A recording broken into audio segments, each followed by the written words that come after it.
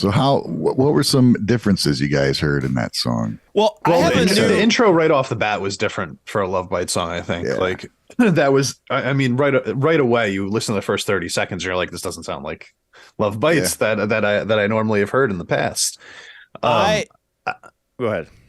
I didn't really get the power metal vibes until we got to the chorus, and then the chorus gave me those power metal vibes again, but it was mostly like this thrashy sound, and like they've been thrashy in the past, but this was like uber thrashy, you know, and I really dug that. Like personally. I said, for me, power metal is better thrash, you know, like it's like a thrash that sounds good. Just kidding. Thrash with a vocalist that knows how to sing. Yeah, exactly. That's what we said, right? During the reaction, something like that. Yeah. I was going to say, I walked away from Love Bites with something I was not expecting, a new appreciation for Haruna, the drummer, because I did a breakdown video of that. And holy shit, Fami, Haruna together, it was impeccable. You guys should check that out. I did a breakdown of all those tracks, and they like are in the fucking pocket the entire time. And it's just impressive at that speed and still doing all those intricate fills at the tail end. And then just like making sure that all the cymbal accents landed perfectly during the solo, during different peaks and stuff of different techniques. I was just really impressed because I never really have given the drummer much love because it is a little bit back in the mix more than other songs. You know, it's still a cool mixing style. I still love it. It's still a great mix, but the drums are not as present as in other songs, you know, that you hear by other bands. So when I got to listen to just drums and Fami, I was like, holy shit. It was crazy. I definitely think that they usually feature I feel like Midori Miyako are like the featured acts a lot of the times in their songs. And for me personally, it was almost hard for me to get past that, especially in this song where they played like a fucking 15-minute solo in the middle of the song where I was just like, I'm like, I got to the end of the song and I was like, there was probably like 30 seconds left and I was like, shit, I got to pay attention to other instruments right now, I think. So I had to go back afterwards and re-listen to it just for the bass and the drums alone. Cause it was really like the first time through, it's like, how do you not just hear those guitars just shredding the whole time, right?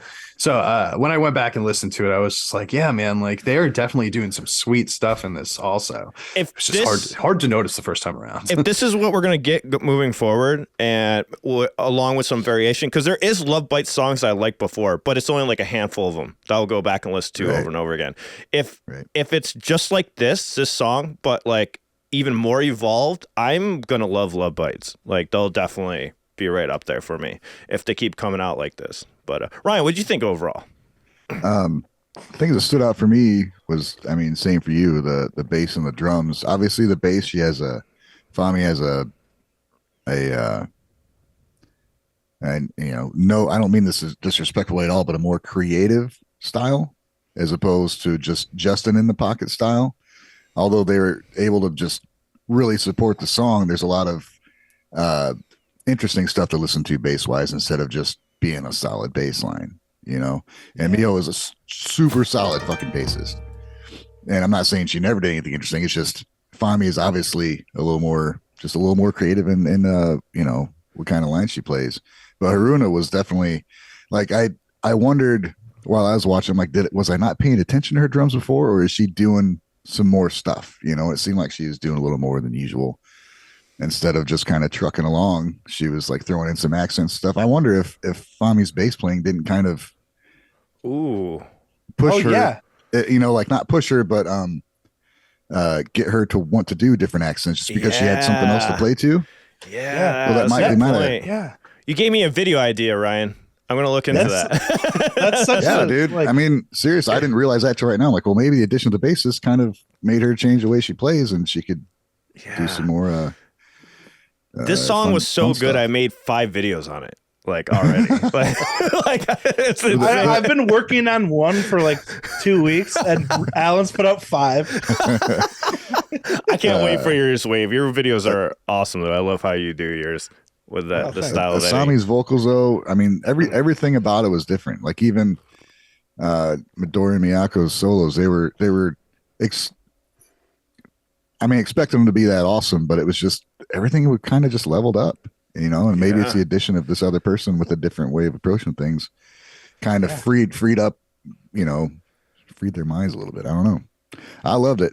I wouldn't expect them to change everything to be like that, but I wouldn't be surprised if everything was a little different, I couldn't believe that they could all level up. That was the part that shocked me. Wait, go ahead. What did you think about the song? We haven't talked about the orchestral arrangement of the new Love Bites song. I love that. It was fucking catchy, man. It just blasted into it and is so freaking epic. Yeah, and I like how the guitars are doing like the same. They're hitting like the same notes, but they're playing at a different speed than that sound, right? Because it's like you got the do like what you were just doing, right? Like with that synthesizer sound or whatever. Do. But the guitars are kind of like doing these like 16th notes while they're doing it, so it keeps it feeling busy, but it also sounds like it all fits properly. I love that part. Yeah, it's like simple, but it sounds complex. Yeah, hell yeah. Go ahead. No, go ahead, Wave. Like the first phrase starts on the downbeat, but then the second phrase it's syncopated, so it's got like that frantic, bouncy feel. Yeah, it was just well done, right, guys? I was shocked. And my favorite thing, like this past week, was watching Eric's reaction because it reminded me of when him and I first did Love Bites, because we did I think it was When Destiny's Align, and us just being shocked. So for us, Judgment Day was like a souped up version of When Destiny's Align. So because it's almost exactly the same format, almost identical, super long solo, very epic, in your face. We were completely impressed, and we're like, so I was like sitting there just watching like Eric just freak out when Asami hits the high notes at the end, because she goes off. I did love that. She goes off. You just see his face going lighting up during the whole reaction. I was like, I was like, this is great. I know what you guys feel when you watch certain reactions, because I was like sitting there on the stream just like looking at Eric. How many reactions did you like? You did one by yourself, then one with Champ, and then one with Eric, right? Yeah. One with Eric and the drummer with Frank, and then I did a breakdown video. And then I did everybody else's reaction video where I looked at the comments and read them. So I'm not joking. I love this song so much. There's 5 videos. You guys notice that over it too. Oh, nice. You guys notice the foreshadowing on your like repeat listens to Asami's big like the ending with her notes? Like there's this faint little keyboard sound in the beginning of the song that's like foreshadowing Asami's big, like when she's going up and up. I did not notice that, but that sounds cool as hell. Especially since those notes that she hit at the end are just like unbelievably time for another listen, Alan. It's like she keeps going. Yeah, I knew it was coming just because of other songs. Like she does, that's a common thing that Asami does, but I didn't expect her to go higher. Like I was like, holy crap. She's like, oh, you thought it was high before? Well, watch this. Yeah. No, the final one that she hit was just like, I feel like the glass shattered around me. You know? Did it seem? I don't know. Her vocals. I mean, it mentioned about it didn't sound power metal-y, which is usually a vocal thing for me. But it seemed like she had. I don't know if it's a different. If it's less accent or like it seemed just better, maybe. I don't know. I don't know what the difference I got a was, weird take on I don't this mean one. that. I don't mean that. What I just mean, it just sounded a little different way she is singing.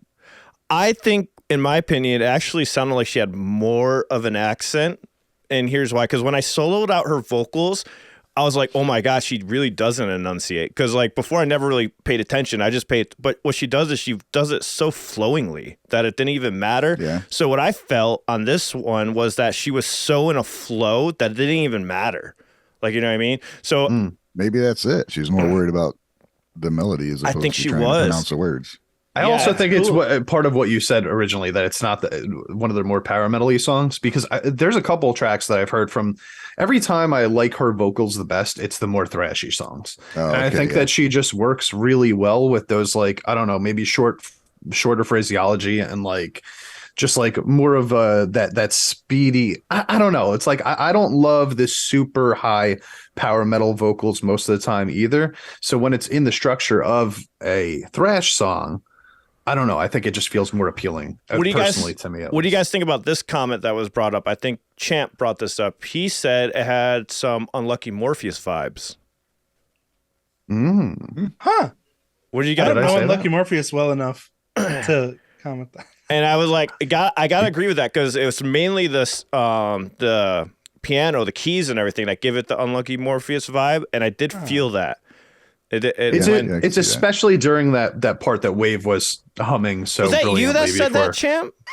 Did you say that? Yeah, when we were watching the video. Unfortunately, we got cut off after like. I've done so many reactions. I don't know who I fucking. That's what happened. Said it. Yeah, it was that dun dun dun dun dun dun. That part right there is so something that Unlucky Morpheus would do. Yeah, but they'll do it with a violin a lot of the time too. Yeah. You know, so can we please cut out all these melody representations by Champ? Well, really just that sound a little pitchy, Champ. We need to work on your. We're gonna do a short. Are you saying that I'm not a professional vocalist right now? Are you? How dare you? We need to clip all these and get a soundboard. You should hear me sing "No Diggity" by Blackstreet. You will change your mind completely. Oh, do it. Go. Right now. Yeah, go. I gotta go. For more Gaijin goodies like you just saw, be sure to subscribe to the Gaijin Guys podcast and turn on all notifications to be part of the live stream every Sunday. You can also find us wherever you listen to podcasts, Spotify, iTunes, etc. You can find even more exclusive content and reactions on our Patreon, patreon.com/Gaijin Guys. I'll see you there. Adios.